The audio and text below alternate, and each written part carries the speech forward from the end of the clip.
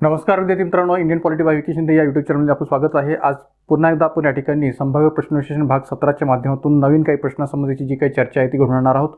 या आधीच्या संबंध वेगवेगळ्या भागामध्ये आपण अनेक प्रकारच्या प्रश्नांची चर्चा केलेली होती। आज पुन्हा एकदा या ठिकाणी या भाग 17च्या माध्यमातून अनेक प्रश्नांची चर्चा आपण करणार आहोत। तर आता आगामी राज्यसेवा पूर्व परीक्षा आणि संयुक्त गट ब गट क मुख्य परीक्षा या अनुषंगाने असणाऱ्या या संबंध प्रश्नांचा विश्लेषणाचा विचार आपण करू शकतो। किंवा या प्रश्नाचा संदर्भ आपण फक्त मुख्य परीक्षांपुरता मर्यादित न ठेवता पूर्व परीक्षांच्या दृष्टीने सुद्धा याचा संदर्भ जो काय आहे तो विचार घेण्याची गरज आहे। मग ती राज्यसेवा पूर्व परीक्षा असो किंवा गट ब गट पूर्व परीक्षा असो किंवा मुख्य परीक्षा असो।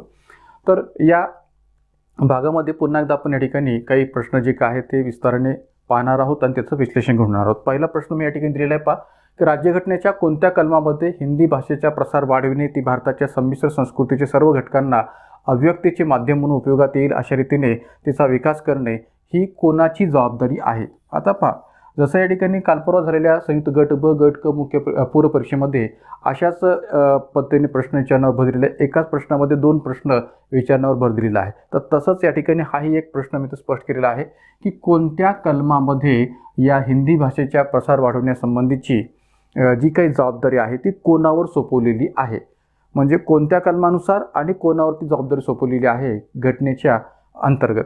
कलम 343 राज्य सरकार, कलम 350 संघ आणि राज्य सरकार, कलम 351 संघ सरकार आणि यापैकी नाही।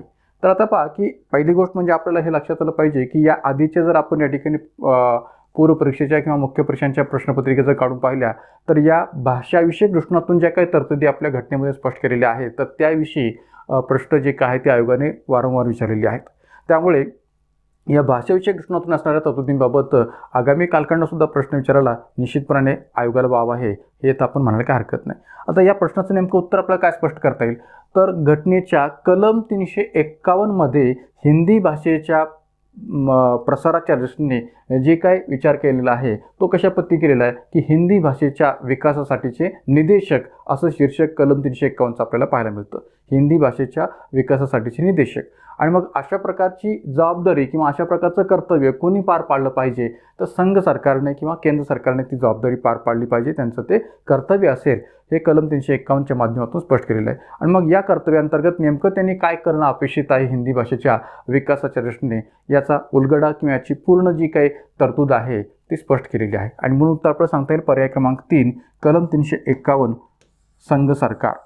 मग आता पहा, या ठिकाणी हाच प्रश्न अशाही पद्धतीने विचारायला येता आयोगाला निश्चितपणे वाव आहे, की कलम 351 नुसार केंद्र सरकार किंवा संघ सरकारची हिंदी भाषेच्या विकासाच्या दृष्टीने खालीलपैकी कोणती जबाबदारी आहे, असाही प्रश्न इथे विचारला जाऊ शकतो। आणि म्हणून या ठिकाणी मी हा जो उल्लेख इथे केलेला आहे तर त्याही अनुषंगाने केलेला आहे, की कोणत्या कलमाखाली कोणाची जबाबदारी आहे असाही प्रश्न विचारायला वाव आहे, किंवा कलम 351 नुसार केंद्र सरकारची हिंदी भाषेच्या विकासाच्या दृष्टीने नेमकून कोणती कर्तव्य आहेत किंवा कोणती जबाबदारी आहे असाही प्रश्न निश्चितपणे विचारला जाऊ शकतो। मग आता इथं केंद्र सरकारला ही जबाबदारी पार पाडायची की हिंदी भाषेचा प्रसार वाढवणे, भारताच्या संमिश्र संस्कृतीच्या सर्व घटकांना अभिव्यक्तीचे माध्यम म्हणून उपयोगात येईल अशा रीतीने या हिंदी भाषेचा विकास करणे।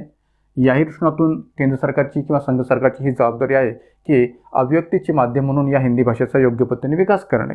त्याचबरोबर या हिंदी भाषेच्या प्रकृतीला किंवा स्वरूपाला, नैसर्गिक स्वरूपाला या ठिकाणी धक्का न लावता, हिंदी भाषेच्या प्रकृतीला धक्का न लावता हिंदुस्थानी आणि 8व्या अनुसूचीतील अन्य भारतीय भाषांमध्ये वापरली जाणारी रूपे, शैली व शब्दप्रयोग सामावून घेऊन तिची समृद्धी साधणे। कुणाची? हिंदी भाषेची समृद्धी साधणे। म्हणजे थोडक्यात आपल्याला असं म्हणता येईल, की हिंदी भाषेची समृद्धी साध्य करण्यासाठी 8व्या अनुसूचीतील जे काही इतर अन्य भारतीय भाषा आहेत किंवा जेव्हा राज्यभाषा आहेत त्यांच्यातली सुद्धा अनेक रूपे किंवा अनेक शब्दप्रयोग ही हिंदी भाषेच्या समृद्धी वाढवण्याच्या दृष्टीने उपयोगात आणले पाहिजेत आणि ते आणण्याची जबाबदारी केंद्र सरकारची असावी। त्याचबरोबर जेथे जेथे आवश्यक व इष्ट असेल तेथे तिथे त्याच्या शब्दसंग्रहाकरिता, म्हणजे हिंदी भाषेच्या शब्दसंग्रहाकरिता मुख्यतः संस्कृतचा आणि गौणतः अन्य भाषांचा अवलंब करून किंवा उपयोग करून तिची समृद्धी साधणे ही संघ राज्याची कर्तव्य असतील। म्हणजेच केंद्र सरकारची ती कर्तव्य असतील, संघ राज्याची ती कर्तव्य असतील, की या हिंदी भाषेच्या शब्दसंग्रहाच्या वाढीकरता संस्कृत आणि अन्य भाषांचा सुद्धा वापर करून, उपयोग करून या हिंदी भाषेची समृद्धी कशी वाढवता येऊ शकेल या दृष्टीने संघराज्याने प्रयत्न करणं अपेक्षित आहे किंवा संघराज्याची कर्तव्य असेल। तर असा जो संदर्भ या ठिकाणी कलम 351च्या स्तरावर हिंदी भाषेच्या विकासासाठी निर्देशक या शीर्षकाखाली दिलेला आहे. तर त्याही अर्थाने असे पर्याय देऊन आयोग तुम्हाला प्रश्न विचारू शकतं. तर त्यामुळे ही तरतूद आपण चांगल्या पद्धतीने लक्षात ठेवण्याची गरज आहे. पुढचा प्रश्न, भारतीय घटनेच्या कलम 21 मधील हक्काच्या व्याप्तीमध्ये डॅश याचा समावेश होतो. कलम 21 मधील हक्काच्या व्याप्तीमध्ये, आता कलम 21 मध्ये येणारा हक्क कोणता आहे, तर जीवित व व्यक्तिगत स्वातंत्र्याचा हक्क आहे. जीवन जगण्याचा हक्क किंवा जीवन जगण्याविषयीच्या स्वातंत्र्याचा हक्क आणि व्यक्ती स्वातंत्र्याचा हक्क याचा उल्लेख या ठिकाणी कलम 21 मध्ये केलेला आहे की कायद्याने प्राधिकार अनुसरल्याखेरीज कोणत्याही व्यक्तीचं व्यक्तिगत स्वातंत्र्य किंवा एक प्रकारे जीवित स्वातंत्र्य हे काढून घेतले जाऊ शकणार नाही, अशी जी काही तरतूद या ठिकाणी कलम 21 मध्ये पाहायला मिळते. तर एक प्रकारे जी काही कायद्याने ठरवून दिलेली प्रक्रिया आहे किंवा कायद्याने निश्चित केलेली जी काही प्रक्रिया आहे, तर त्या निश्चित केलेल्या प्रक्रियेच्या अंतर्गतच या ठिकाणी कलम 21च्या दृष्टिकोनातून असणाऱ्या जीवित व व्यक्तिगत स्वातंत्र्याचा उल्लेख जो काय तो पाहायला मिळतो. पण इथं प्रश्न काय विचारला आहे की घटनेच्या कलम 21 मधील हक्काच्या व्याप्तीमध्ये, म्हणजे जीवित व स्वातंत्र्याच्या व्यक्तिगत स्वातंत्र्याच्या हक्काच्या व्याप्तीमध्ये कोणाचा समावेश होतो, कोणत्या घटकांचा समावेश होतो. एक प्रकारे अपरिहार्य चांगल्या पर्यावरणाचा हक्क, दुसरा आहे कामाचा हक्क, खाजगी व एकांततेचा हक्क आणि चांगल्या आरोग्याचा हक्क.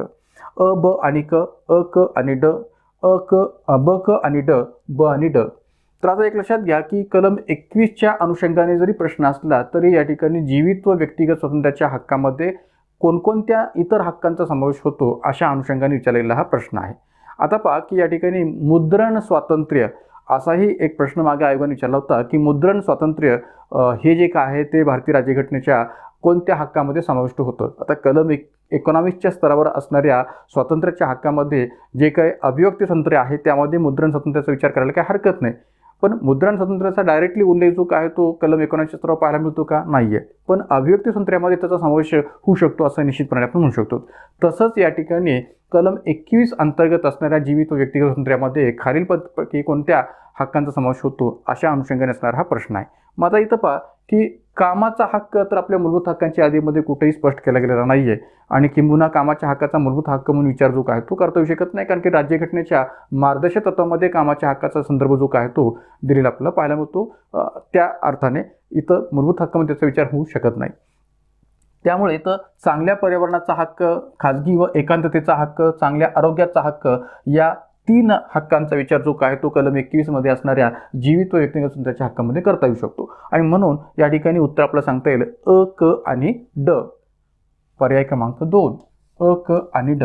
आता एकंदरीत या ठिकाणी अ, क, ड हे उत्तर जरी आपण स्पष्ट करत असलो तरी सर्वोच्च न्यायालयाने याविषयी कोणता निर्णय दिलेला आहे का, किंवा सर्वोच्च न्यायालयाने या बाबत या ठिकाणी कोणत्या खटल्याच्या पातळीवर आपलं जे काही मत आहे किंवा निष्कर्ष जो काय तो मांडलेला आहे का, तर निश्चितच Maneka Gandhi versus Union of India हा जो काही खटला आहे की ज्या खटल्यामध्ये या ठिकाणी सर्वोच्च न्यायालयाने एक प्रकारे या ठिकाणी अनेक बाबी स्पष्ट केलेल्या होत्या आणि या खटल्याला ग्राह्य धरूनच या कलम 21च्या अंतर्गत कोणकोणत्या हक्कांचा समावेश होऊ शकतो याचा उलगडा सर्वोच्च न्यायालयाने केलेला आहे. कोणत्या खटल्याला ग्राह्य धरून, तर Maneka Gandhi versus Union of India या खटल्याला ग्राह्य धरूनच या कलम 21च्या व्यक्तिगत आणि जीवित स्वातंत्र्याच्या हक्कामध्ये कोणत्या इतर हक्कांचा समावेश होतो हे सर्वोच्च न्यायालयाने स्पष्ट केलेलं आहे.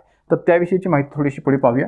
आता पहा की कलम 21 नुसार जीवित व व्यक्तिगत स्वातंत्र्याचा उल्लेख आहे आणि चांगले जीवन जगण्यासाठी चांगल्या पर्यावरणाचा हक्क हा प्रत्येकाचा हक्क आहे. आरोग्य मिळणे, चांगलं आरोग्य मिळणे हाही व्यक्तीचा हक्क आहे. प्रत्येक व्यक्तीला व्यक्ती स्वातंत्र्याच्या हक्कानुसार खाजगीपणाचा किंवा एकांततेचा सुद्धा हक्क आहे, कारण की मागं आपल्याकडे जनहित याचिकांच्या पातळीवर सर्वोच्च न्यायालयाने स्पष्ट केलेलं होतं की प्रत्येकाला गोपनीयतेचा हक्क आहे, राईट टू प्रायव्हसी आहे आणि राईट टू प्रायव्हसीचा विचार या ठिकाणी एक प्रकारे कलम 21च्या दृष्टिकोनातून करता येऊ शकतो. अनेक प्रकारच्या ॲपच्या माध्यमातून आपली जी काही व्यक्तिगत माहिती आहे किंवा आपला जो काही व्यक्तिगत डाटा जो आहे तो आपण संबंधित कंपनीला देत असतो. मग व्हॉट्सअपच्या बेसिसवर असेल किंवा फेसबुकच्या बेसिसवर असेल किंवा इतर अनेक सोशल मीडियाच्या बेसिसवर असेल की ज्याच्यामध्ये राईट टू प्रायव्हसीचा सुरक्षिततेचा मुद्दा जो काय तो उपस्थित होतो. इवन आधार कार्डच्याही पातळीवर असणाऱ्या राईट टू प्रायव्हसीचा मुद्दा जो काय तो उपस्थित होता. तर या सर्व अनुषंगाने सर्वोच्च न्यायालयाने मागे खाजगीपणाचा हक्क किंवा एकांततेचा हक्क हा कलम 21 मध्ये येतो हे स्पष्टपणे मांडलेलं होतं.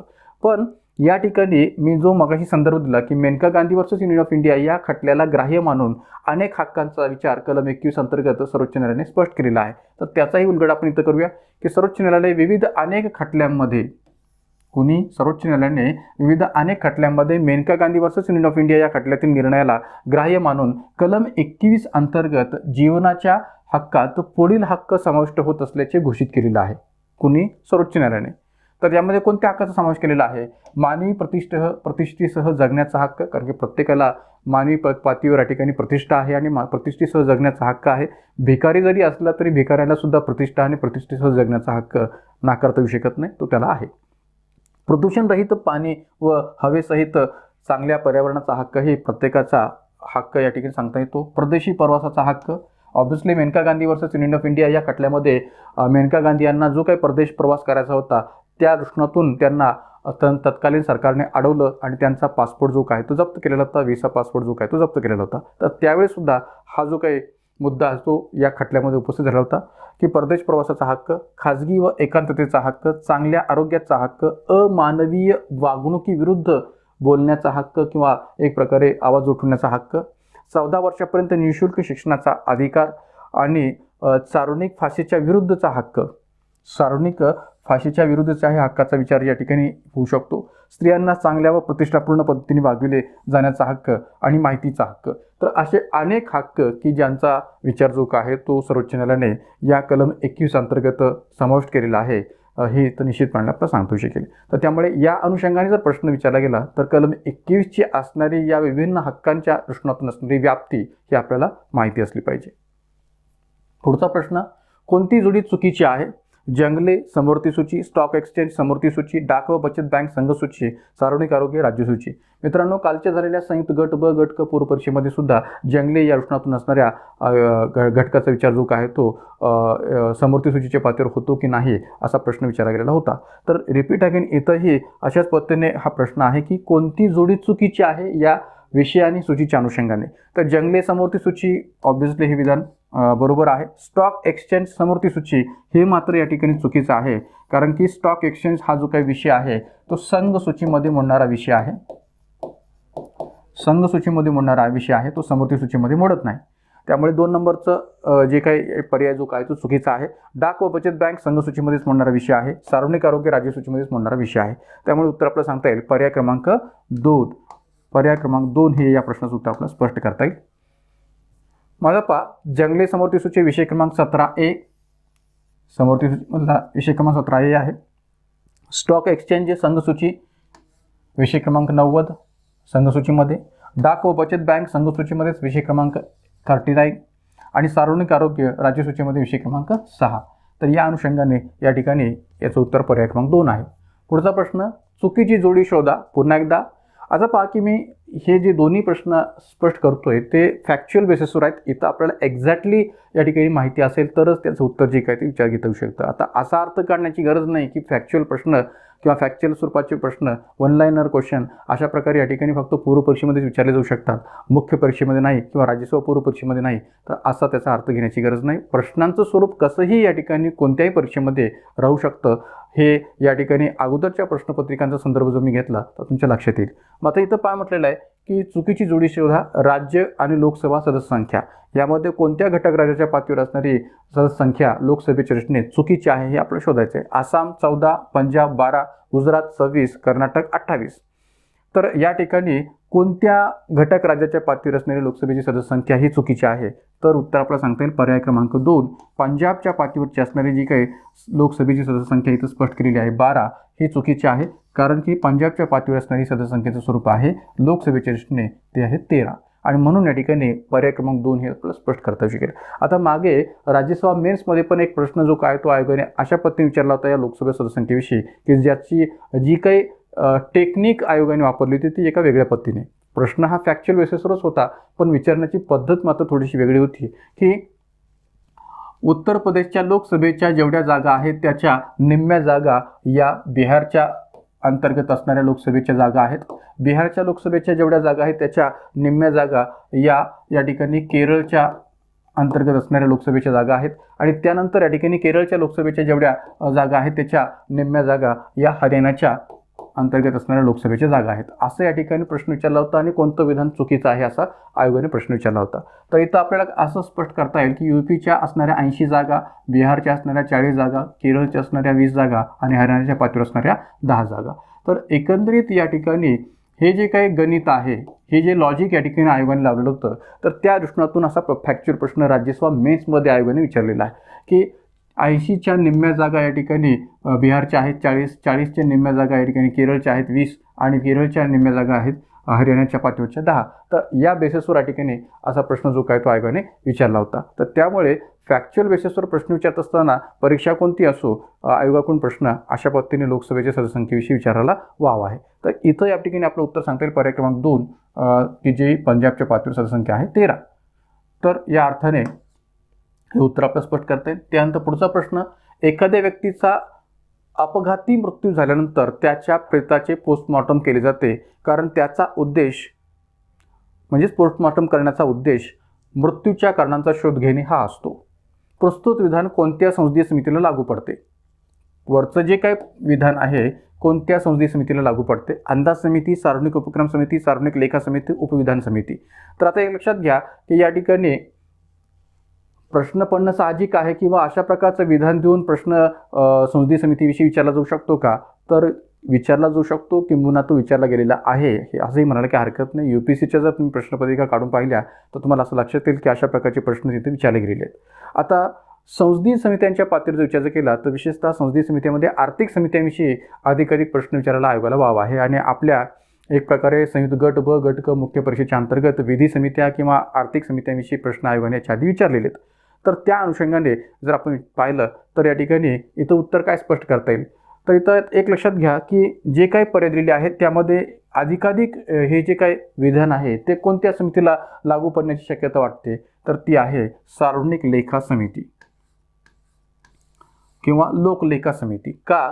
तर सार्वजनिक लेखा समितीचं काम जे का आहे ते सरकारने पैसा खर्च केल्यानंतर किंवा सरकारकडून पैसा खर्च झाल्यानंतर सुरू होतं की संबंधित जो काही पैसा संस्थेच्या मान्यतेनुसार सरकारकडून खर्च केला गेलेला आहे तर तो खर्च केलेला पैसा या ठिकाणी सरकारने योग्य पद्धतीने खर्च केलेला आहे का नाही आहे हे तपासण्याचं काम सार्वजनिक लेखा समितीचं असतं. किंबहुना कॅगच्या अहवालाच्या आधारावर सरकारच्या खर्चाचं परीक्षण करण्याचं कामसुद्धा सार्वजनिक लेखा समितीचं असतं.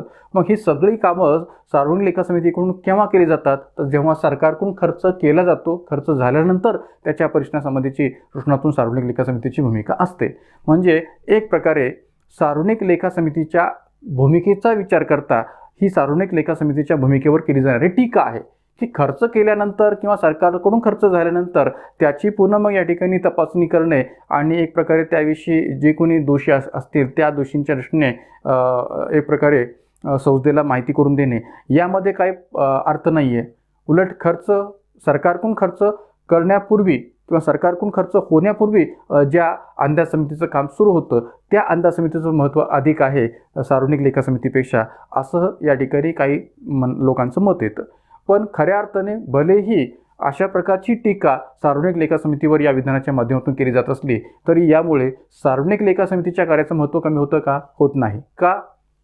की भलेही या ठिकाणी पोस्टमॉर्टम केल्यानंतर एक प्रकारे व्यक्ती जरी मृत्यू पावलेला असला आणि मृत्यू पावल्यानंतर त्याच्या पोस्टमॉर्टम केल्यानंतर त्या पोस्टमॉर्टमच्या माध्यमातून त्याच्या मृत्यूच्या कारणांचा शोध घेता येतो आणि जे कोणी दोषी व्यक्ती असतील अशा व्यक्तींच्या पातळीवर या ठिकाणी शिक्षा किंवा दंडाचा विचार करता येऊ शकतो. तसंच सार्वजनिक लेखा समितीचं सुद्धा काम आहे की भलेही सरकारने खर्च केल्यानंतर किंवा खर्च सरकारकडून झाल्यानंतर त्याविषयीच्या तपासणीचं परीक्षण या ठिकाणी सार्वजनिक लेखा समिती करत असली तरी जे कोणी अधिकारी त्यामध्ये दोषी असतील त्या अधिकाऱ्यांना एक प्रकारे भीती दृष्टिकोनातून विचार घेण्याचं काम जे काय ते सार्वजनिक लेखा समितीच्या कार्यामुळे होऊ शकतं. कारण की कोणताही अधिकारी सार्वजनिक लेखा समितीच्या माध्यमातून अशा प्रकारची तपासणी होणार आहे या कारणास्तव अशा प्रकारे अधिकारांचा गैरवापर करेल याची पूर्णपणे गॅरंटी देता येऊ शकत नाही. आणि म्हणून या ठिकाणी सार्वजनिक लेखा समितीचं कार्य हे कमी महत्त्वाचं आहे का? नाही आहे.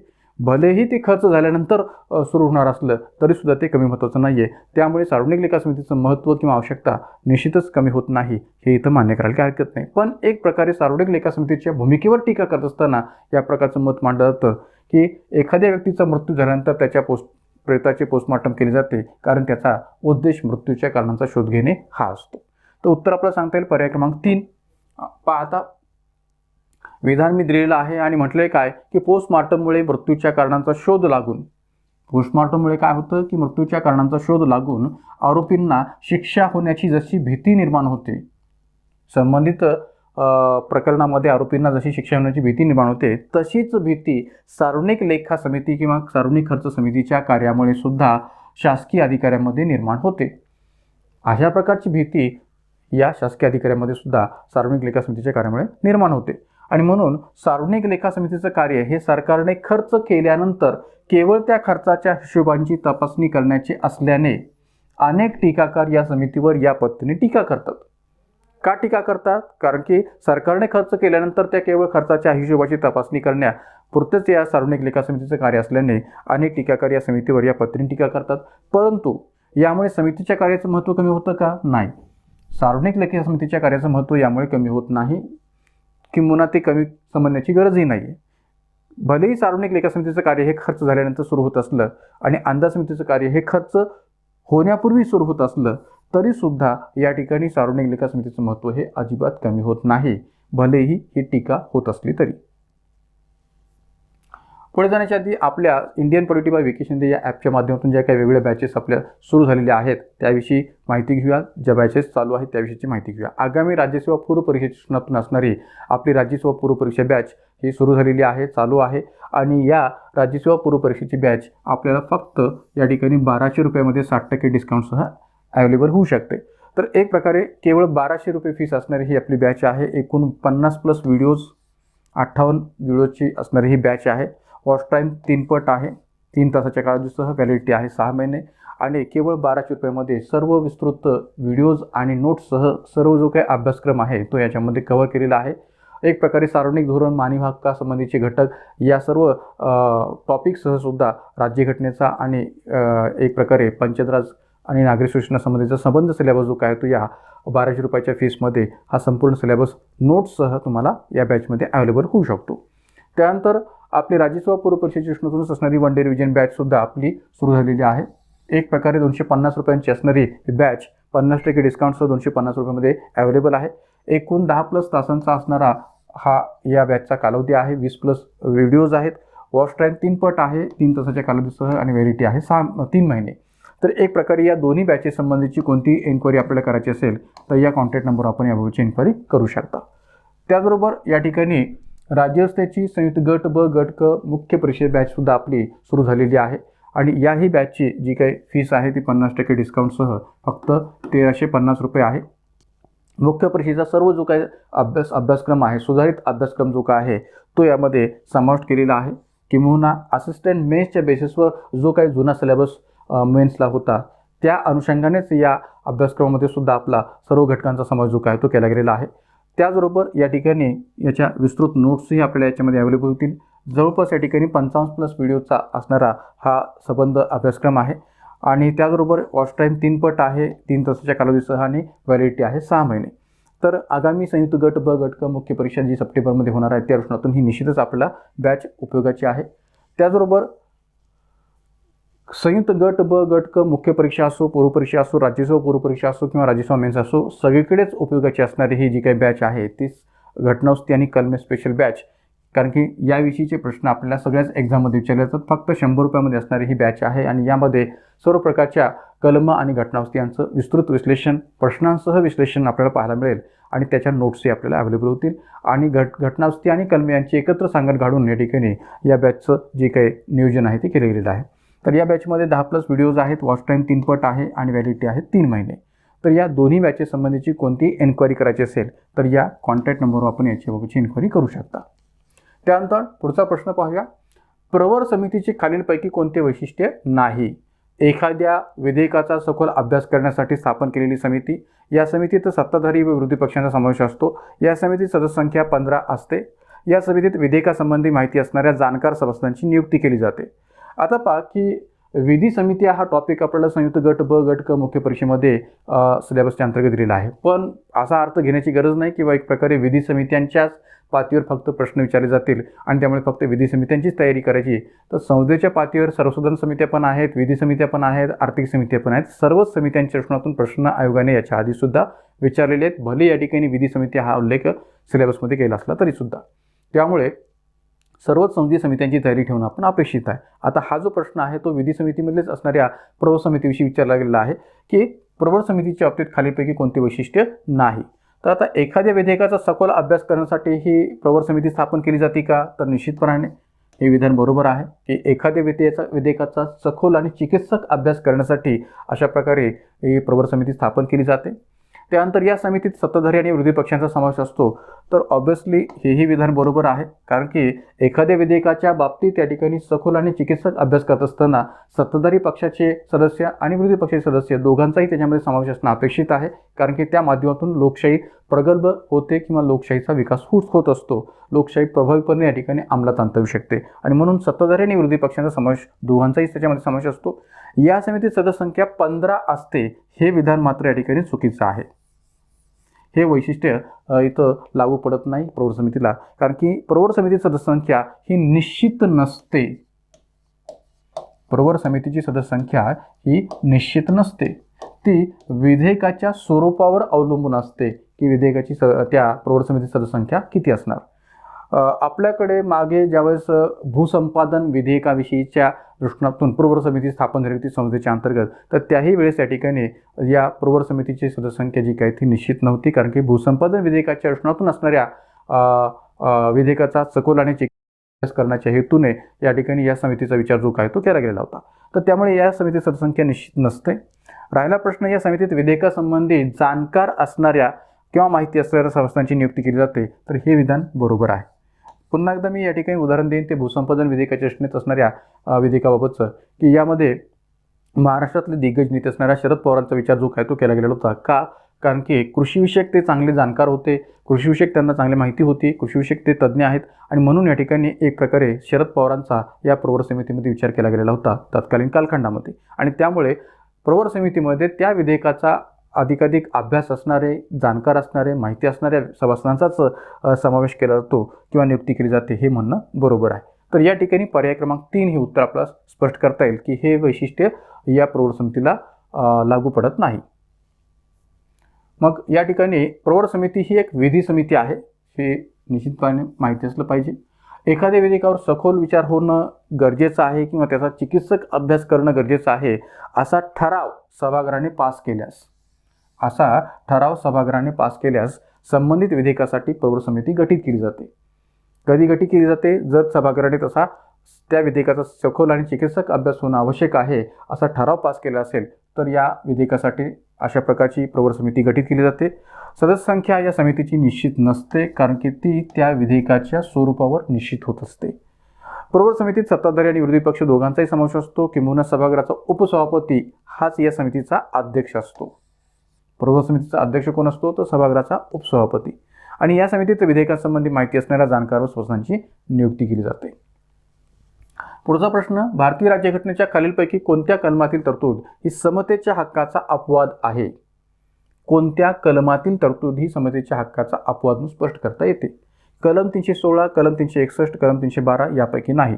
आता पहा, एकंदरीत जर विचार केला तर कलम 316चा संबंध जो काय आहे तो आपले जे काय तिन्ही लोकसेवा आयोग आहेत, एक प्रकारे संघ लोकसेवा आयोग, राज्य लोकसेवा आयोग किंवा संयुक्त लोकसेवा आयोग, तर कलम 315 ते 323 मध्ये या लोकसेवा आयोगांसंबंधीची तरतूद आपल्याला पाहायला मिळते भाग 14 मध्ये. आणि म्हणून या ठिकाणी कलम 316चा संबंध समतेच्या हक्काच्या दृष्टीने अपवादाच्या पातळीवर होऊ शकत नाही. राहिला प्रश्न कलम 312च्या बाबतीत, तर एखादी नवीन अखिल भारतीय सेवा निर्माण करण्याच्या हेतूने जी काही तरतूद आहे ती कलम 312 मध्ये स्पष्ट केलेली आहे. त्यामुळे त्याचाही संबंध या ठिकाणी समतेच्या हक्काच्या अपवादाने स्पष्ट करता येतो का? नाहीये. मात्र कलम 361चा संबंध जो का आहे तो निश्चितपणाने या समतेच्या हक्काच्या दृष्टीने असणाऱ्या अपवादाच्या पातळीवर स्पष्ट करता येतो. माझा कलम 361ची नेमकी तरतूद काय आहे, तर ही तरतूद 2 पदांशी संबंधित आहे. एक म्हणजे राष्ट्रपती आणि दुसरी म्हणजे राज्यपाल. तर आपल्याकडे घटनेमध्ये राष्ट्रपती आणि राज्यपाल अशी ही दोन पदं आहेत की ज्या पदांना या ठिकाणी न्यायालयीन पातळीवर या ठिकाणी न्यायालयीन कारवाईपासून संरक्षण दिले गेलेलं आहे. मी काय म्हणतोय की कलम 361 नुसार राष्ट्रपती आणि राज्यपाल अशी दोन्ही घटनात्मक अशी पदं आहेत की ज्या पदांना न्यायालयीन कारवाईपासून संरक्षण बहाल केलेलं आहे आणि त्यामुळे या ठिकाणी एक प्रकारे कलम 361च्या पातळीवर असणाऱ्या राष्ट्रपती व राज्यपाल या दोन्ही पदांचा विचार समतेच्या हक्काच्या दृष्टीने अपवाद म्हणून करता येऊ शकतो, का तर त्यांना न्यायालयीन कारवाईपासून संरक्षण आहे. कशा पद्धतीने, तर आपल्याला माहीत असेल की कलम 61च्या पातळीवर जर विचार जर केला तर राष्ट्रपतींच्या महाभियोग प्रक्रियेविषयीची तरतूद केलेली आहे की जर राष्ट्रपतींकडून या ठिकाणी एक प्रकारे कशाही प्रकारचे घटनाबाह्य वर्तन किंवा गैरवर्तन जर घडलेलं असेल तर एक प्रकारे त्यांच्या बाबतची महाभियोग प्रक्रिया ही संसदेच्या पातळीवर चालते आणि संसदेच्या सदस्यांच्या माध्यमातून त्याविषयीची जी काही प्रोसेस आहे ती पूर्ण होते. म्हणजे न्यायालयाच्या पातळीवर या ठिकाणी त्यांचा विचार केला जातो का? नाही आहे. आणि म्हणून न्यायालयीन कारवाईपासून संरक्षण हे कलम 61च्या पातळीवरच्या महाभियोग प्रक्रियेचा विचार करता राष्ट्रपतींना आहे असं म्हणायला जागा उरते. मात्र या ठिकाणी राज्यपालाच्या बाबतीत काही अशी तरतूद आहे का? नाही आहे. राज्यपालाच्या बाबतीत महाभियोगाची तरतूद नाही आहे, पण राज्यपालांच्या बाबतचा निर्णय जो काय तो राष्ट्रपतीच घेत असतात की राज्यपाल हा राज्यपालपदी राहणार की नाही आहे याबाबतचा विचार जो काय तो राष्ट्रपतीकडून केला जातो, कारण की राज्यपालांचा जो कार्यकाल आहे तो राष्ट्रपतीच्या मर्जीवर अवलंबून असतो किंवा राष्ट्रपतीच्या मर्जीवर डिपेंड असतो आणि म्हणून इथंही या ठिकाणी त्यांच्याबाबतच्या न्यायालयीन कारवाईचा संबंध जो काय तो येत नाही. आणि म्हणून राष्ट्रपती आणि राज्यपाल अशी दोन पदं आहेत की ज्यांना न्यायालयीन कारवाईपासून संरक्षण दिलेलं आहे आणि म्हणून ते समतेच्या हक्काचा अपवाद आहे. कारण की समतेच्या हक्कामध्ये काय म्हटलं आहे की कायद्यापुढे प्रत्येक व्यक्ती समान, तर मग त्याला अपवाद या अर्थाने या दोन पदांचा कलम 361 विचार करता येऊ शकतो. मग आता पहा पर्याय क्रमांक 2 हे उत्तर आहे कलम 361. कशा पद्धतीने पहा, कलम 361चं शीर्षक आहे की राष्ट्रपती व राज्यपाल यांना संरक्षण. कलम 361चं शीर्षक काय आहे? राष्ट्रपती व राज्यपाल यांना संरक्षण. कशापासून? न्यायालयीन कारवाईपासून संरक्षण. आता कलम 361 नुसार जो काही तरतुदीचा भाग स्पष्ट केलेला आहे तो कसा आहे पहा, राष्ट्रपती व राज्याचा राज्यपाल आपल्या पदाच्या अधिकारांच्या वापराबद्दल, राष्ट्रपती आणि घटक राज्याचा राज्यपाल हे आपल्या पदाच्या अधिकारांच्या वापराबद्दल आणि कर्तव्यांच्या पालनाबद्दल अथवा ते अधिकार वापरताना किंवा ती कर्तव्ये पार पाडताना त्याने केलेल्या, म्हणजे राष्ट्रपतींनी केलेल्या किंवा राज्यपालाने केलेल्या किंवा त्याने करण्याचे अभिप्रेत असलेल्या, म्हणजे राष्ट्रपतीने जे काय करायचं आहे किंवा राज्यपालाने जे काय करायचं आहे त्या दृष्टिकोनातून अभिप्रेत असलेल्या कोणत्याही कृतीबद्दल, म्हणजे राष्ट्रपतीच्याही आणि राज्यपालाच्या कोणत्याही कृतीबद्दल कोणत्याही न्यायालयाला उत्तरदायी असणार नाही. म्हणजे राष्ट्रपती तसेच राज्यपाल हे त्यांनी केलेल्या कर्तव्याच्या पालनाबद्दल किंवा त्यांनी जे काही अधिकार वापरले आहेत त्या दृष्टिकोनातून जे काही उत्तरदायी असणं गरजेचं आहे तर ते कोणत्याही न्यायालयाला उत्तरदायी असणार नाहीत त्यांच्या कृतीबद्दल. म्हणजेच थोडक्यात काय, याचा साध्या सोप्या भाषेत अर्थ आपल्याला सांगता शकेल की त्यांनी जे काही अधिकार वापरलेले आहेत, त्यांनी जे काही कर्तव्य पालन केलेली आहेत त्या दृष्टिकोनातून केलेली जी कृती आहे त्या कृतीबद्दल ते कोणत्याही न्यायालयाला उत्तरदायी असणार नाहीत. आणि म्हणूनच या ठिकाणी महाराष्ट्राच्या अंतर्गत जे काही भगतसिंह कोश्यारी यांच्या माध्यमातून निर्णय घेतले गेलेले होते, कृती केली गेलेली होती मागच्या महाविकास आघाडी सरकारच्या एकंदरीत पडण्याच्या प्रक्रियेमध्ये, तर अनेक घटनातज्ञ या ठिकाणी असं म्हणतात, अनेक कायदेतज्ञ असं म्हणतात की या ठिकाणी राज्यपालांची जी काही कृती आहे ती घटनाबाह्य होती. त्यांनी घटनाबाह्य पद्धतीने संबंध ज्या काही घडामोडी जे काय ते घडून आणल्या. इवन आपल्या भारताचे सर्वोच्च न्यायालयाचे सरन्यायाधीश असणाऱ्या एक प्रकारे सरन्यायाधीशांनी सुद्धा असा प्रश्न उपस्थित केला होता की राज्यपालांची जी काही कृती आहे ती कुठेतरी चुकते की काय असं वाटतंय. आणि म्हणून एक प्रकारे या ठिकाणी या सर्व पातळीवर राज्यपालांना या ठिकाणी दोषी धरता येऊ शकेल का किंवा राज्यपालांना या ठिकाणी न्यायालयीन पातळीवर विचार घेता येऊ शकेल का? तर नाही आहे. का? कारण की इतर न्यायालयीन कारवाईपासून त्यांना संरक्षण बहाल केले गेलेलं आहे. हे या कलम 361च्या स्तरावर स्पष्ट करता येईल. म्हणजेच या तरतुदीद्वारे राष्ट्रपती व राज्यपाल या दोन्ही पदांना न्यायालयीन कारवाईपासून संरक्षण दिलेलं आहे हे स्पष्ट होतं आणि त्यामुळे घटनेतील कलम 14 मधील समतेच्या हक्काच्या दृष्टीने असणाऱ्या तरतुदीला ही तरतूद जी काय आहे ते अपवाद आहे किंवा हे कलम जे काय आहे ते अपवाद आहे हे स्पष्ट करता येऊ शकेल. त्यानंतर खालील विधाने वाचा. भारतीय पंतप्रधानांचे दिल्लीतील निवासस्थान 7 रेसकोर्स रस्त्यावर आहे. ब्रिटनमध्ये पंतप्रधानांची निवासस्थान 10 डाउनिंग स्ट्रीट आहे. 1984 पासून सेवन रेसकोर्स हे भारतीय पंतप्रधानांचे निवासस्थान बनले. सेवन रेसकोर्स या 12 एकरच्या परिसराचे खरे नाव पंचवटी आहे. कोणते विधान चुकीचे आहे? वरील विधानांपैकी कोणते विधान चुकीचे आहे? केवळ ब, केवळ ड, अ आणि क सर्व विधाने बरोबर. आता पहा की हा जो प्रश्न आहे तो थोडासा ॲनालिटिकल आहे, विश्लेषणात्मक पातळीवरचा आहे आणि एकाच घटकाशी रिलेटेड आहे आणि तो घटक म्हणजे पंतप्रधानांचं निवासस्थान. आता जनरली आपल्याला या ठिकाणी याविषयीची माहिती पूर्णपणे असतेच अशातला भाग नाही आहे. आता कधीकधी प्रश्न पंतप्रधानांच्या एक प्रकारे PMO ऑफिसच्या दृष्टीतून सुद्धा विचारला जाऊ शकतो, कारण की एक प्रकारे साऊथ ब्लॉक हे आपल्या PMO ऑफिसचं ठिकाण आपल्याला सांगता येऊ शकेल. तर तसंच या ठिकाणी पंतप्रधानांच्या निवासस्थानाच्या अनुषंगाने सुद्धा प्रश्न विचारायला काही हरकत नाही किंवा विचारला जाऊ शकतो. आता एक लक्षात घ्या की सध्याच्या कंडिशनमध्ये पंतप्रधानांच्या निवासस्थानाच्या दृष्टीने सुद्धा काही घडामोडी घडलेल्या आपल्याला पाहायला मिळतील किंवा सेंट्रल विस्टार नावाचे जे काही प्रोजेक्ट आहे त्या दृष्टीने असणारा आगामी कालखंडातला असणारा जो काही संदर्भ आहे तो विचार घेता सुद्धा या ठिकाणी अशा प्रकारचा प्रश्न विचारायला वावा आहे. तर मग आता एक लक्षात घ्या की इथं जे म्हटलेलं आहे की भारतीय पंतप्रधानांचे दिल्लीतील निवासस्थान हे सेवन रेसकोर्स रस्त्यावर आहे, हे विधान बरोबर आहे. ब्रिटनमध्ये पंतप्रधानांचे निवासस्थान 10 डाउनिंग स्ट्रीट आहे, तर हेही या ठिकाणी बरोबर आहे. 1984 पासून सेवन रेसकोर्स हे भारतीय पंतप्रधानांचे निवासस्थान बनले, तर राजीव गांधींच्या कालखंडापासून सेवन रेसकोर्स हे भारताच्या पंतप्रधानांचे निवासस्थान बनले, हे म्हणणं बरोबर आहे. त्यामुळे हेही विधान बरोबर आहे. आणि सेवन रेसकोर्स या 12 एकरच्या परिसराचे खरे नाव पंचवटी आहे, हेही बरोबर आहे. तर एक प्रकारे चारही विधाने बरोबर असल्यामुळे उत्तर आपल्याला सांगता येईल सर्व विधाने बरोबर आहेत. आता इथं या ठिकाणी एक गोष्ट लक्षात घ्या की 1984च्या आधी म्हणजे राजीव गांधी पंतप्रधान होण्याच्या आधी भारताच्या पंतप्रधानांच्या निवासस्थानाचा संबंधीचा जो काही पत्ता आहे किंवा जे काही ठिकाण आहे ते वेगवेगळं होतं. मग कधी 3 मूर्ती भवन होतं, कधी जनपथ होतं, कधी एक अकबर रस्ता होतं. तर ते बदलत गेलं आणि मग अखेर या ठिकाणी राजीव गांधींच्या कालखंडापासून ते सेवन रेसकोर्स या अर्थाने विचार घेतला गेलेला आहे. आता नरेंद्र मोदींच्या कालखंडाचा जर विचार केला तर नरेंद्र मोदींच्या कालखंडामध्ये या सेवन रेसकोर्स या पत्त्याचा जे काही नामकरण आहे ते बदललेलं आहे आणि नरेंद्र मोदींनी त्याचं नामकरण सेवन रेसकोर्स मार्ग याऐवजी एक प्रकारे 7 लोककल्याण मार्ग, 7 लोककल्याण मार्ग असं केलेलं आपल्याला पाहायला मिळेल. तर त्यामुळे जे काही चेंजेस या ठिकाणी नवीन झालेले आहेत त्याचाही संदर्भ आपण पुढे पाहूया. मात्र सर्व विधाने बरोबर आहेत या प्रश्नाच्या अनुषंगाने. भारतीय पंतप्रधानांचे दिल्लीतील निवासस्थान सेवन रेसकोर्स रस्त्यावर आहे, हे बरोबर आहे. सेवन रेसकोर्स येथे वास्तव्य करणारे राजीव गांधी हे पहिले पंतप्रधान होते आणि 1984 नंतर सेवन रेसकोर्स हाच भारताच्या पंतप्रधानांचा निवासाचा पत्ता बनला. 1984च्या आधी पंतप्रधानांच्या निवासाचे निश्चित असे ठिकाण नव्हते. पंतप्रधानांच्या निवासाचे निश्चित असे ठिकाण नव्हते. जसे नेहरूंच्या काळात काय होतं? 3 मूर्ती भवन. पंडित जवाहरलाल नेहरूंच्या काळात 3 मूर्ती भवन. लालबहादूर शास्त्रींच्या काळात जनपथ. पंतप्रधान लालबहादूर शास्त्रींच्या काळात जनपथ. इंदिरा गांधी आणि मोरारजी देसाई या पंतप्रधानांच्या काळात एक अकबर रस्ता.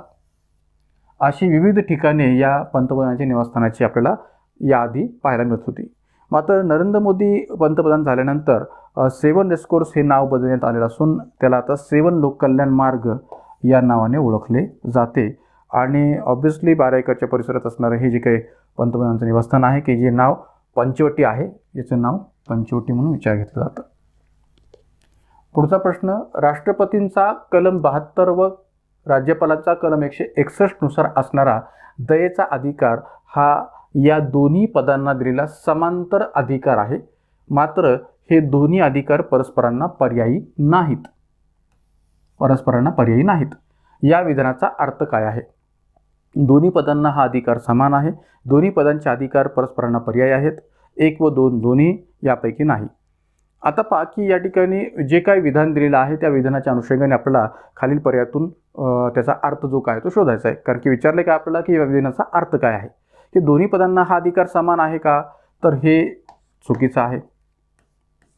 दोन्ही पदांचे अधिकार परस्परांना पर्याय आहेत का, तर हेही चुकीचं आहे. 1 व 2 दोन्ही म्हणण्याची गरजच नाही आहे आणि म्हणून उत्तर आपल्याला सांगता येईल पर्याय क्रमांक 4 यापैकी नाही. म्हणजे वरील 2 पर्यायातून या विधानाचा जो अर्थ स्पष्ट केला गेलेला आहे तो स्पष्ट होत नाही आणि म्हणून या ठिकाणी उत्तर आपल्याला सांगता येईल पर्याय क्रमांक 4 यापैकी नाही. की राष्ट्रपतींचा कलम 72 आणि राज्यपालांचा कलम 161 नुसार असणारा दयेचा अधिकार या दोन्ही पदांना दिलेला समांतर अधिकार आहे. तर समांतर अधिकार आहे हे बरोबर आहे, पण तो समान आहे का? नाहीये, समान नाहीये. समांतर आहे पण समान नाही आहे. कारण की समांतरचा अर्थ काय होतो? पॅरलल. आणि समानचा अर्थ काय होतो? इक्वल. इक्वल या अर्थाने आपण त्याचा अर्थ काय घेऊ शकतो की दोघांचाही अधिकार समान आहे, सारखा आहे, इक्वल आहे. पण दोघांचाही अधिकार समांतर आहे, म्हणजे जसा तो राष्ट्रपतींना आहे तसाच तो राज्यपालांनाही आहे, या अर्थाने त्याचा अर्थ समांतर असं आपण घेऊ शकतो. त्यामुळे समांतर आहे असं म्हणणं बरोबर आहे की जसा तो राष्ट्रपतींना कलम 72 खाली दिला गेलेला आहे तसा तो राज्यपालांना कलम 161 खाली दिला आहे. पण दोघांचाही अधिकार समान आहे का? नाही आहे, फक्त समांतर आहे. आणि मात्र हे दोन्ही अधिकार परस्परांना पर्यायी नाहीत. पर्यायी नाहीत म्हणजे काय? तर ते स्वतंत्र आहेत. पर्यायी नाहीत याचा अर्थ काय होतो की ते स्वतंत्र आहेत.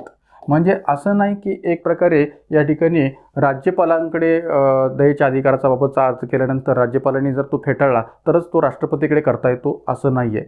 एकाच वेळी किंवा स्वतंत्रपणे या ठिकाणी दयेचा अर्ज राज्यपाल आणि राष्ट्रपती दोघांकडेही करता येऊ शकतो. म्हणजेच काय? तर ते एकमेकांना पर्यायी नाही आहेत, ते स्वतंत्र असे अधिकार आहेत. तर त्यामुळे या ठिकाणी उत्तर आपल्याला सांगता येईल यापैकी नाही. माझा पहा, या प्रश्नातील विधानातच समांतर या शब्दाचा अर्थ समान असा नाही, समान असा नाही किंवा इक्वल असा नाही. कारण समान म्हणजे इक्वल किंवा इक्वल म्हणजे समान, तर पॅरलेल म्हणजे समांतर. पॅरलेल म्हणजे समांतर. आणि त्यामुळे राष्ट्रपतींना जसा दयेचा अधिकार आहे तसाच समांतर दयेचा अधिकार राज्यपालांनाही आहे. पण तो समान आहे का? समान नाही आहे, समांतर आहे. मात्र हे दोन्ही अधिकार परस्परांना पर्यायी नाहीत. पर्यायी नाहीत तर ते कसे आहेत? स्वतंत्र आहेत. आणि स्वतंत्र आहेत याचा उलगडा कसा करता येतो? म्हणजेच काय? तर आधी राज्यपालांनी दयेचा अर्ज फेटाळला तरच राष्ट्रपतींकडे तो करता येतो, असं नाही. असे नाही की आधी राज्यपालांनी दयेचा अर्ज फेटाळला मगच राष्ट्रपतीकडे तो करता येतो, असं नाही. तर राष्ट्रपती आणि राज्यपाल दोघांकडेही, या दोन्ही पदांकडेही एकाच वेळी अशा प्रकारचा अर्ज करता येतो किंवा स्वतंत्रपणाने सुद्धा दयेचा अर्ज या ठिकाणी करता येतात. त्यामुळे ते स्वतंत्र आहेत, ते एकमेकांना पर्यायी नाहीत. तर या अर्थाने या ठिकाणी उत्तर आपल्याला सांगता येईल यापैकी नाही, पर्याय क्रमांक 4. पुढे जाण्याच्या आधी पुन्हा एकदा आपण छोटासा ब्रेक घेऊन आपल्या इंडियन पॉलिटी बाय व्हेकेशन या ॲपच्या माध्यमातून ज्या काही इतर बॅचेस आपल्या सुरू झालेल्या आहेत त्याविषयीची थोडक्यात माहिती घेऊया. तर सध्या आपली या ठिकाणी एक प्रकारे पंचायत राज आणि नागरी सुशासन स्पेशल बॅचसुद्धा चालू आहे. ही बॅच पण आपल्याला सर्वच परीक्षांसाठी उपयोगाची आहे. जशी घटनावस्तू आणि कलमे स्पेशल बॅच सर्वच परीक्षांसाठी प्रश्न उपयोगाची आहे, तशी ही पण बॅच उपयोगाची आहे. मग ती पूर्वपरीक्षा असो, मुख्य परीक्षा असो किंवा इतर कोणत्याही प्रकारच्या सरळ सेवेच्या परीक्षा असोत. तर एक प्रकारे 70% डिस्काउंटसह असणारी ही बॅच फक्त 300 रुपयामध्ये अवेलेबल आहे. एकूण 20+ व्हिडिओची ही बॅच आहे. वॉच टाईम 3 पट आहे आणि व्हॅलिडिटी आहे 6 महिने. तर यामध्ये या ठिकाणी पंचायत राज आणि शहरी स्थानिक स्वराज्य संस्थांचा सर्व सिलेबस किंवा पेसा कायदा 1996 किंवा एक प्रकारे 73-74 घटनावस्ती आणि 2023पर्यंतच्या या पंचायत राज व्यवस्थेच्या सर्व प्रकारच्या अपडेट्स यासह विस्तृत नोटच्या माध्यमातून या ठिकाणी ही बॅच जी काय ते आपल्याला केवळ 300 रुपयामध्ये अवेलेबल आहे. त्याचबरोबर डिपार्टमेंटल PSI पूर्वपरीक्षेची बॅचसुद्धा आपली सुरू झालेली आहे. फक्त 700 रुपयामध्ये ही बॅच 50% डिस्काउंट्स आपल्याला अवेलेबल आहे. आयोगाच्या अभ्यासक्रमानुसार सर्व प्रकारची मांडणी या सिलेबसमध्ये किंवा एक प्रकारे बॅचमध्ये केलेली आहे. राज्य प्रशासन, ग्राम प्रशासन आणि जिल्हा प्रशासन या तिन्ही घटकांचा असणारा संपूर्ण सिलेबस तुम्हाला याच्यामध्ये पाहता येईल. एकूण 25+ व्हिडिओची असणारी बॅच, वॉच टाईम 3 तासांच्या कालावधीसह 3 पट आणि व्हॅलिडिटी आहे 6 महिने. तर एकंदरीत फक्त 700 रुपयामध्ये ही बॅच अवेलेबल आहे. या दोन्ही बॅचेस संबंधीची कोणतीही इन्क्वायरी करायची असेल तर या कॉन्टॅक्ट नंबरवर आपण याची इन्क्वायरी करू शकता. एवढंच नव्हे तर या ठिकाणी ज्यांना कोणाला आगामी शिक्षणातून असणाऱ्या संयुक्त गट व गट क पूर्वपरीक्षेची तयारी करायची असेल त्यांच्याकरता सुद्धा 1000 रुपयाची आपली एक प्रकारे विस्तृत असणारी संयुक्त गट व गट क पूर्वपरीक्षेची बॅचसुद्धा चालू आहे. ही बॅच पण 40+ व्हिडिओची आहे. वॉच टाईम 3 पट आहे आणि व्हॅलिडिटी आहे 6 महिने. आणि त्याचबरोबर बेसिक फाउंडेशन बॅच की जे विद्यार्थी या ठिकाणी नव्याने स्पर्धा परीक्षांची तयारी करू इच्छितात, सरळ सेवेची तयारी करतायत अशाच्या विद्यार्थ्यांसाठी बेसिक फाउंडेशन बॅचसुद्धा आपली अवेलेबल आहे. 80% डिस्काउंटसह या ठिकाणी 700 रुपयामध्ये असणारी ही बॅच आहे. आणि यामध्ये संयुक्त गट ब गट क राज्यसेवा पूर्वपरीक्षा आणि इतर सर्व सेवा परीक्षाची तयारीसुद्धा तुम्ही करू शकता. आणि ही बॅच पण एकूण 30+ व्हिडिओची बॅच आहे. वॉच टाईम 3 तासांच्या कालावधीसह 3 पट आणि व्हॅलिडिटी आहे 6 महिने. तर याही बॅचमध्येची कोणती इन्क्वायरी करायची तर या कॉन्टॅक्ट नंबरवर आपण इन्क्वायरी करू शकता. एवढंच नव्हे तर आगामी कालखंडामध्ये आपल्या राज्यसेवा मुख्य परीक्षा, डिपार्टमेंटल PSI मुख्य परीक्षा याही बॅचेस सुरू होणार आहेत आणि त्याही बाबतची कोणती इन्क्वायरी आपण या कॉन्टॅक्ट नंबरवर करू शकता. पुढचा प्रश्न आणखीन एक पाहूया. भारतीय राज्यघटनेतील खालीलपैकी कोणत्या कलमाद्वारे बालकांना शोषणापासून आणि नैतिक व भौतिक गरजांच्या बाबतीत उपेक्षेपासून संरक्षण देणे अपेक्षित आहे? कलम 21A, कलम 39E, कलम 39F यापैकी नाही. आता पहा की काल झालेल्या संयुक्त गट ब गट क पूर्व परीक्षेमध्ये सुद्धा मार्गदर्शक तत्वांविषयीचे प्रश्न आयोगाने विचारलेले आहेत आणि विशेषतः मार्गदर्शक तत्वातल्या एक प्रकारे कलमांच्या अनुषंगाने प्रश्न विचारण्यावर भर दिलेला आहे. त्यामुळे मी याच्या आधीच्याही अनेक प्रकारच्या लेक्चर्समध्ये असं म्हटलेलं आहे की मूलभूत हक्क असो, मार्गदर्शक तत्त्वे असो, मूलभूत कर्तव्य असो, हा जो काय भाग आहे त्या तिन्ही भागातल्या कोणत्या तरी एका भागाविषयी एखादा तरी प्रश्न आयोगाकडून निश्चितपणे विचारला जातो आणि तसा तो विचारला गेला. तर इथंही आगामी कालखंडात आपल्या ज्या काही पूर्व आणि मुख्य परीक्षा असतील त्यामध्ये सुद्धा या तिन्ही भागाविषयीचा एखादा तरी प्रश्न विचारणं साहजिक आहे. तर या अनुषंगाने या प्रश्नाचं उत्तर आपला इथं शोधणं गरजेचं आहे. मग आता काय भारतीय घटनेतील खालीलपैकी कोणत्या कलमाद्वारे बालकांना शोषणापासून व नैतिक व भौतिक गरजांच्या बाबतीत उपेक्षेपासून संरक्षण देणे अपेक्षित आहे? मग आता इथे एक लक्षात घ्या की इथं जे काही पर्याय दिलेले आहेत त्यामध्ये एक पर्याय जो आहे तो मूलभूत हक्काशी संबंधित आहे आणि बाकीचे जे दोन पर्याय आहेत की जे मार्गदर्शक तत्वांशी संबंधित आहेत. तर मग याच्यामध्ये कोणता पर्याय असा आहे की जो या ठिकाणी मार्गदर्शक तत्वांच्या पातळीवर एक प्रकारे ही तरतूद स्पष्ट करतो? तर तो आहे पर्याय क्रमांक 3, कलम 39F नुसार वरील प्रश्नातून जी काही तरतूद आहे ती केलेली आहे की भारतीय राज्यघटनेतील बालकांच्या पातळीवरची तरतूद बालकांना शोषणापासून आणि नैतिक व भौतिक गरजांच्या बाबतीत उपेक्षेपासून संरक्षण देण्याविषयीची तरतूद ही कलम 39F नुसार विचारात घेतली गेलेली आहे की जी 42व्या घटनावलीनुसार आपल्याला केलेली पाहायला मिळते. माझा पहा या ठिकाणी एक प्रकारे कलम 39F पर्याय क्रमांक 3 हे उत्तर आपल्याला स्पष्ट करता येईल. तर या प्रकारचा प्रश्न विचारत असताना आता या तरतुदीचा संबंध मूलभूत हक्कांच्या पातळीवर सुद्धा जोडता येतो का? 21A माध्यमातून शैक्षणिक दृष्टीने तो संबंध आहे, पण शैक्षणिक दृष्टीतून इथं आपल्याला विचारात घेतलेला नाही, तिथं शोषणाच्या पातळीवर संदर्भ विचार घेतलेला आहे. तर मूलभूत हक्कामध्ये याचा शोषणाच्या पातळीवर संबंध कुठे पाहायला मिळतो? तर कलम 24मध्ये पाहायला मिळतो. म्हणजे तर 14 वर्षाखालील मुलामुलींना धोक्याच्या किंवा खाण्याच्या ठिकाणी काम करण्यास मनाई असा जो उल्लेख आहे तो एक प्रकारे केलेला आहे. तर कलम 24च्या पातळीवर शोषणाविरुद्धच्या हक्काच्या शोषणातून असणारा संबंध जो आहे तो या विधानाचा आपल्याला जोडता येतो किंवा मार्गदर्शक तत्वाच्या पातळीवरच्या या तरतुदीचा जोडता येतो. मात्र याचं उत्तर आपल्याला सांगता येईल कलम 39F. मग आता पहा कलम 39F नुसार जो उल्लेख आहे तो काय की बालकांना निरामय पद्धतीने आणि मुक्त व प्रतिष्ठापूर्ण वातावरणात आपला विकास करण्यासाठी बालकांना निरामय पद्धतीने आणि मुक्त व प्रतिष्ठापूर्ण वातावरणामध्ये आपला विकास करण्यासाठी संधी व सुविधा दिल्या जाव्यात आणि बालके व युवक यांना शोषणापासून आणि नैतिक व भौतिक गरजांच्या बाबतीत उपेक्षेपासून संरक्षण दिले जावे. 42व्या घटनेनुसार केलेली ही तरतूद आहे आणि ही जबाबदारी ऑब्व्हियसली कुणाची आहे? तर राज्य नावाच्या घटकाची आहे की अशा प्रकारे शोषणापासून आणि नैतिक व भौतिक गरजांच्या उपेक्षेपासून संरक्षण यांचं करणं गरजेचं आहे बालके आणि युवकांचं. कलम 39E मध्ये तरतूद जी आहे ती स्त्री व पुरुष कामगारांचे आरोग्य व ताकद आणि बालकांचे कोवळे वय यांचा दुरुपयोग करून घेण्यात येऊ नये आणि नागरिकांना आर्थिक गरजेपोटी त्यांचे वय किंवा ताकद यास न पेलणाऱ्या व्यक्ती व्यवसायात शिरण्यास भाग पडू नये अशा अर्थाने केलेली तरतूद आहे की ज्याचा संबंध या ठिकाणी इथं कलम 23च्याही पातळीवर जोडता येतो आणि कलम 24च्याही पातळीवर जोडता येतो मूलभूत हक्कामधल्या शोषणाविरुद्धच्या हक्काच्या अंतर्गत.